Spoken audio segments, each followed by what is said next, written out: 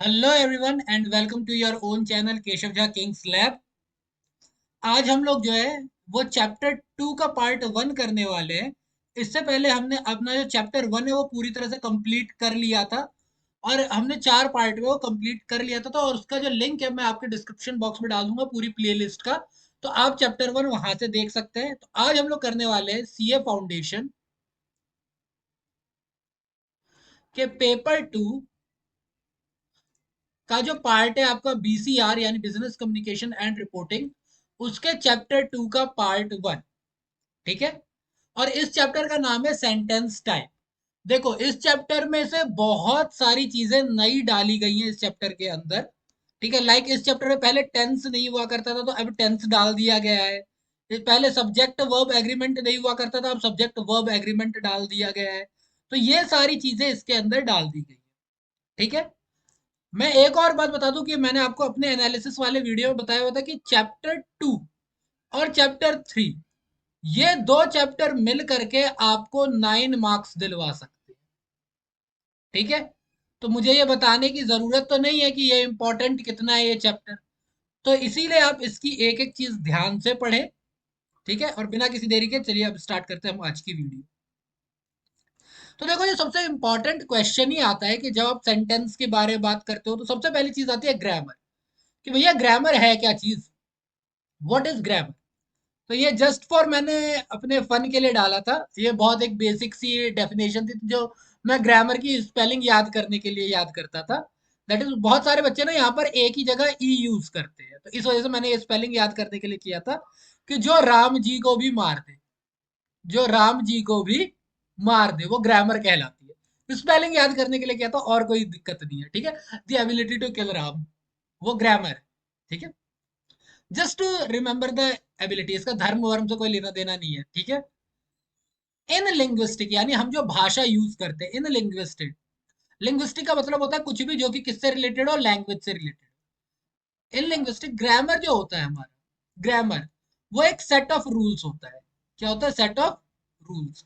और ये set of rules बनाया किस लिए जाता है? ताकि वो गवर्न कर सके यानी कंट्रोल कर सके composition of clause, phrase and words in a given language. तो एक लैंग्वेज में क्लॉजेस किस तरीके से रखे जाए, फ्रेजेस किस तरीके से रखे जाए और वर्ड्स किस तरीके से रखे जाए, इसके ऊपर। हालांकि आईसीएआई ने इस बार ग्रामर की जो डेफिनेशन है हमारी, उसको थोड़ा सा चेंज किया है। तो आप वो वाली भी डेफिनेशन एक बार पढ़ ले। ये तो मैंने इजी लैंग्वेज में आपको बता दिया, मार्क्स ये भी दिलवा देगी। बट थोड़ा सा उन्होंने और एडवांस किया है इसको, तो आप वो भी पढ़ लें। ठीक है। नेक्स्ट है ग्रामर की। अगर हम बात करते हैं, the term refers also to the study of such rules. कैसे रूल्स? यानी कि जो भी हमारे ग्रामर से रिलेटेड रूल्स है, जो भी क्लॉजेस, फ्रेजेस, वर्ड से रिलेटेड रूल्स है। एंड दिस फील्ड इंक्लूड्स, यानी इसके अंदर हम क्या क्या पढ़ते हैं? हम फोनोलॉजी के बारे में पढ़ते हैं, हम मॉर्फोलॉजी के बारे में पढ़ते हैं, हम सिंटेक्स के बारे में पढ़ते हैं। एंड ये सारी चीजें ऑफन कॉम्प्लीमेंटेड बाई, यानी इन सारी चीजों के साथ हम फोनेटिक्स के बारे में, सेमेंटिक्स के बारे में और प्रेगमेटिक्स के बारे में पढ़ते हैं। अब बहुत सारे बच्चों के लिए ये एकदम नए नए वर्ड होंगे कि फोनोलॉजी क्या होता है, मोर्फोलॉजी क्या होता है, सिंटेक्स क्या होता है। तो पहली बात तो मैं ये बता दूं कि ये सिर्फ डेफिनेशन है। पहले मैं ये बात क्लियर कर दूं। और इन डेफिनेशन से आज तक कोई भी क्वेश्चन नहीं आया है आईसीएआई में। इनसे रिलेटेड कोई भी क्वेश्चन नहीं आया है। तो ये जस्ट फॉर योर नॉलेज है। लेकिन वही वाली बात है कि ये पार्ट ऑफ सब्जेक्ट है। तो हम एक एक करके सबको क्या करेंगे, डिस्कस। सबसे पहले चीज आती है सिंटेक्स की। सिंटेक्स क्या होते हैं? सिंटेक्स होता है the arrangement of words and phrases to create a well formed sentence in a language. ठीक है। कि देखो सबसे बड़ी बात, सब्जेक्ट कहां पर लगाया जाए, हेल्पिंग वर्ब कहां पर लगाया जाए, वर्ब कहां पर लगाया जाए, ऑब्जेक्ट कहां पर लगाया जाए। नॉट आएगा तो वो इन दोनों के बीच में ही लगेगा। तो ये देख रहे हो कौन से शब्द, कौन से फ्रेजेस किस तरीके से लगाए जाए, इसकी स्टडी हमारी सिंटेक्स कहलाती है। द अरेंजमेंट ऑफ वर्ड्स, कि किस तरीके से वर्ड्स को रखा जाए ताकि एक सेंटेंस जो है वो बन सके, ये हमारा सिंटेक्स कहलाता है। क्लियर? नेक्स्ट आता है आपका मॉर्फोलॉजी। मैं थोड़ा सा ये चेंज कर लेता हूँ। देखो मॉर्फोलॉजी से ना मुझे पावर रेंजर्स हमेशा याद आते थे, तो वो होता था मॉर्फ करने का वक्त आ गया है, यानी बदलने की बात हो रही है, ठीक है। तो मॉर्फोलॉजी की बात करते हैं। मॉर्फोलॉजी क्या होती है? The study of the form of things in particular form, shape और स्ट्रक्चर। अब इसका मतलब कहेंगे बच्चे, इसका मतलब क्या हो? देखो, मान लो कि आप किसी का एंटोनिम बना रहे हो, यानी विलोम शब्द बना रहे हो, जैसे कि प्लीजेंट। प्लीजेंट का एंटोनिम जो होगा वो क्या बन जाएगा? प्लीजेंट के साथ आप अन लगा दो, अन को जोड़ दो तो ये अनप्लीजेंट बन जाएगा। तो ये जो अन आगे की तरफ लगा है, कि ये किस तरीके से फॉर्म हुआ है, इसका शेप क्या है, यही हमारा क्या कहलाता है? मॉर्फोलॉजी कहलाता है। लाइक ये बेबी और टॉय, ठीक है। टॉय का अगर मैं प्लूरल करता हूँ तो TOYS लगता है, लेकिन बेबी का अगर प्लूरल करता हूँ तो BABIES लगता है। तो एक जगह वाई जो है वो IES में चेंज हुआ, जबकि एक जगह वाई जो है वो S में चेंज हुआ। ये क्यों हुआ? ये सारी स्टडी मॉर्फोलॉजी के अंदर आती है। क्लियर? नेक्स्ट हमारा आता है सेगमेंटिक्स, सेमेटिक्स। सेमेंटिक्स जो होता है, देखो इसका सीधा सीधा मतलब है कि सेमेंटिक्स का मतलब होता है कि मतलब समझना। सेमेंटिक्स का मतलब ही होता है मतलब समझना। सॉरी, हिंदी में लिख देता हूँ। The branch of linguistic and logic concern, यानी कि आपने जो शब्द यूज किए उसका मतलब क्या है, वो किस कॉन्टेक्स्ट में बोला गया है, उसका कॉन्टेक्स्ट क्या है, आप जो बात बोल रहे हो क्या वो उससे रिलेटेड है या नहीं। इस चीज की जो स्टडी होती है इसको हम लोग सेमेंटिक्स कहते हैं। इसके दो डिफरेंट एस्पेक्ट्स होते हैं। पहला होता है लॉजिकल सेमेंटिक्स। तो लॉजिकल सेमेंटिक्स क्या होता है?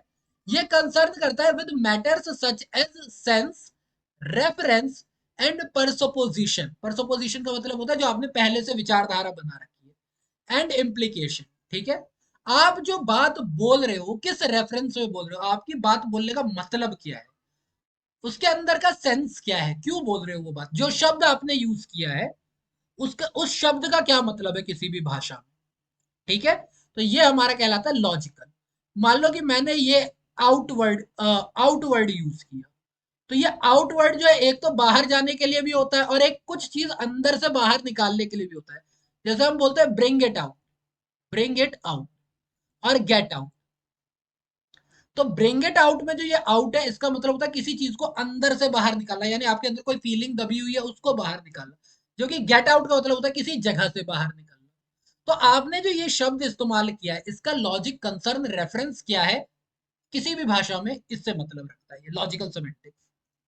जबकि लेक्सिकल सेमेंटिक्स जो होता है वो वर्ड की मीनिंग और उसके साथ के रिलेशन पर ध्यान देता है, ठीक है। ये एनालिसिस करता है कि भैया आपने जो बात बोली है, जो शब्द बोला है, क्या वो पूरी तरह से करेक्ट है, क्या वो अपनी मीनिंग क्लियर कर रहा है या नहीं कर रहा है। क्लियर होगी बात? लॉजिकल ये बताता है कि ये यहाँ पर सही जगह लगा हुआ है कि नहीं लगा हुआ है, ये कह रहा है कि उसका सही मतलब निकल के आ रहा है कि नहीं आ रहा है। ओके। नेक्स्ट आता है आपका फोनोलॉजी। फोनोलॉजी, देखो फोनो से मतलब ही समझ में आ जाता है कि ये उच्चारण की बात कर रहा है, ये शब्दों के साउंड की बात कर रहा है। फोन का मतलब ही साउंड हो जाता है।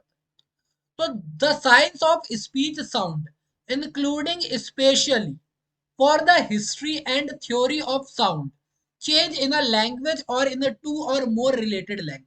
यानी किस तरीके से एक जो वर्ड है वो इंग्लिश ब्रिटिश में अलग तरीके से साउंड करता है। एक मिनट रेड कर लेता हूँ। वो ब्रिटिश में नहीं, ये तो और नहीं दिख रहा। वो ब्रिटिश में बिल्कुल अलग साउंड करता है, वो अमेरिकन में बिल्कुल अलग साउंड करता है। जैसे कि मैं यहाँ पर एक वर्ड यूज करता हूँ, FOREIGNER, फॉरेनर। फॉरेनर में इसको जी को हमें साउंड रखना होता है, ठीक है। लेकिन अगर मैं इसकी बात करूं GRAMMAR, तो ग्रामर में ये वाला आर थोड़ा साउंड होता भी है, लेकिन कई जगहों पर ये आउट साउंड बिल्कुल नहीं निकालते। ग्रामर, ग्रामर, गैमर तो कहते नहीं, गैमा तो कभी नहीं कहते हम लोग, ग्रामर। तो ये वाला तो आ भी रहा है साउंड, इसका बिल्कुल नहीं आता है। तो कौन से लेटर का साउंड कहां पर आना चाहिए कहां पर नहीं आना चाहिए, यही स्टडी हमारी फोनोलॉजी कहलाती है। आई होप आपको ये क्लियर हो गया होगा। नेक्स्ट आता है हमारा प्रेगमेटिक्स। प्रेगमेटिक्स भी जो है वो, प्रेगमेटिक्स जो है वो भी इसी बात पर डिपेंड करता है कि आपने जो यूज किया है, आपने जो लिंग्विस्टिक यूज किया, आपने जो लैंग्वेज यूज की है, उसका कॉन्टेक्स्ट जो है वो बिल्कुल सही है कि नहीं है जिसमें उसे यूज किया जा रहा है, उसका कॉन्टेक्स्ट सही आ रहा है कि नहीं आ रहा है। क्लियर?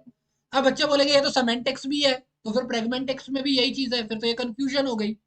मुझे पता था, इसीलिए मैंने ये वाली स्लाइड बना रखी है, तसल्ली से ना। सेमेंटिक्स वर्सेस प्रेगमेटिक्स की अगर मैं बात करता हूँ, सेमेंटिक्स क्या होता है, प्रेगमेटिक्स क्या होता है। सबसे पहली बात, सेमेंटिक्स लैंग्वेज को इंटरनली समझने की बात है, जो कि प्रेगमेटिक्स लैंग्वेज को एक्सटर्नली। ठीक है? सेमेंटिक्स जो है वो किसी वर्ड में लिंक, किसी वर्ड के लैंग्वेज में उसका क्या मतलब है, कोई भी शब्द जो हमने बात किया उसका हिंदी में क्या अर्थ है। जैसे सफर, याद होगा एक हमारा थ्री इडियट में डायलॉग था कि उसके बाद हम चले चतुर के साथ सफर करने, हिंदी वाला नहीं, इंग्लिश वाला। तो देख रहे हो कौन सा शब्द, जो शब्द हमने यूज किया उसका किसी भाषा में क्या मतलब है, ये कौन बताता है, सेमेंटिक्स। ठीक है? लेकिन वो किस बोलचाल में यूज कर रहे हैं, ये कौन बताता है, कम्युनिकेशन के बारे में बताता है प्रेगमेटिक्स। शब्द का क्या मतलब है ये बताता है सेमेंटिक्स, स्पीकर क्या बोलना चाहता है ये बताता है प्रेगमेटिक्स। यानी इस शब्द का क्या मतलब है, ये जो मैंने सफर बोला था, इस साउंड का क्या मतलब है, ये सेमेंटिक्स है, लेकिन मेरे बोलने का मतलब क्या है, ये प्रेगमेटिक्स है। समझो, what is said, what is implied, यानी कि बोला क्या गया और उसका असर क्या है। इसका होता है लैंग्वेज इटसेल्फ, इसका मतलब होता है लैंग्वेज को किस तरीके से यूज किया। ठीक है? सो आई होप आपको सेमेंटिक्स और प्रेगमेटिक्स के बीच में फर्क समझ में आ गया। तो ग्रामर क्या होती है, ग्रामर इज अ सिस्टम। ये रेड है, एक तो आज ना मैंने ध्यान ही नहीं दिया, इसमें इतने सारे कलर कॉम्बिनेशन डाल दिए। ग्रामर क्या होती है, grammar is the system of language governed by rules. Grammar क्या होती है, एक सिस्टम ऑफ लैंग्वेज होती है जिसको हम रूल्स के थ्रू यूज करते हैं। ठीक है? However, language development didn't begin with the formation of rules, यानी कि जो भाषा है उसकी शुरुआत रूल्स के शुरू होने से नहीं हुई थी। लोग तो पहले भी बात करते थे। अब बातचीत, तुमने जो हिंदी सीखी है बोलनी, तो आप लोगों ने क्या सीखी है, पहले रूल्स पढ़े थे, संज्ञा सर्वनाम पढ़े थे, फिर बात करना स्टार्ट किया था, या पहले बात करना स्टार्ट किया था फिर सीखा था। तो वही वाली बात है कि ये रूल्स वगैरह तो बात अलग है, लोग पहले भी साउंड के थ्रू बात करते, जैसे बच्चा ही रोता है वैसे पहले भी लोग बात करते थे। ग्रेजुअली पहले साउंड थे, वो साउंड फ्रेजेस बने, वर्ड्स बने, वर्ड से फ्रेजेस बने, फिर सेंटेंस से बने। तो इस वजह से ये चीजें बढ़ी और तब जाके ग्रामर आई। ठीक है? और कोई भी लैंग्वेज जो है वो स्टैटिक नहीं होती, वो लगातार बदलती रहती है। तो एक बार जो आपने सीख लिया जरूरी नहीं है वो आगे तक वैसा ही रहेगा, आगे जाके चीजें चेंज भी हो सकती है। तो ग्रामर क्या है, एक सिस्टम ऑफ लैंग्वेज है जो कि रूल्स के थ्रू बनता है। हालांकि जरूरी नहीं है कि रूल्स हर जगह काम ही करें, और हम बगैर रूल्स के भी बातचीत तो कर ही सकते हैं। अब क्या है कि knowledge of grammar of a language is not necessary to speak. यानी किसी चीज को बोलने के लिए आपको ग्रामर की जरूरत नहीं है ना। शुद्ध रूप से बोलने के लिए ग्रामर की जरूरत है, पर सिर्फ बोलने के लिए किसी भाषा को आपको ग्रामर की जरूरत नहीं है। हम लोग वैसे भी मल्टीपल लैंग्वेज यूज करते हैं without the awareness of any rules. और अगर आप इंडिया में हो तो इंडिया में थ्री लैंग्वेज तो normally normally most of the लोग तीन लैंग्वेज तो बोलते ही बोलते हैं, हिंदी, इंग्लिश, और आपकी जो भी एक रीजनल लैंग्वेज है, चाहे वो खड़ी बोली हो, चाहे मैथिली हो, चाहे कुछ भी हो। तो तीन तो हम बोलते हैं और बगैर ग्रामर के रूल्स के बोलते ही। बट अगर आपको लर्न करनी है कोई फॉरेन लैंग्वेज, तब आपको ग्रामर की जरूरत पड़ेगी। Okay? So that's been said, ये हमारा पार्ट वन यहाँ पर मैं एंड कर रहा हूँ। आज हमारा ये पार्ट वन हो चुका है। इसके अंदर हमने ग्रामर के बारे में और कुछ डेफिनेशंस के बारे में पढ़ा। आई रियली होप कि ये आप लोगों के लिए हेल्पफुल रहेगा। अगर आपको वीडियो में कोई भी प्रॉब्लम लगती है या आप चाहते हैं कि ये चीज सुधारी जाए, तो प्लीज मुझे कमेंट बॉक्स में बताएं। और अगर आपको अच्छा लगता है तो प्लीज कमेंट करें, लाइक करें, चैनल को सब्सक्राइब करें, और आपको लगता है कि आपके दोस्तों के साथ आपको शेयर करना चाहिए ताकि उनकी भी हेल्प हो, तो प्लीज शेयर करें। मैं जल्दी मिलता हूँ आपके साथ सेकेंड वीडियो में।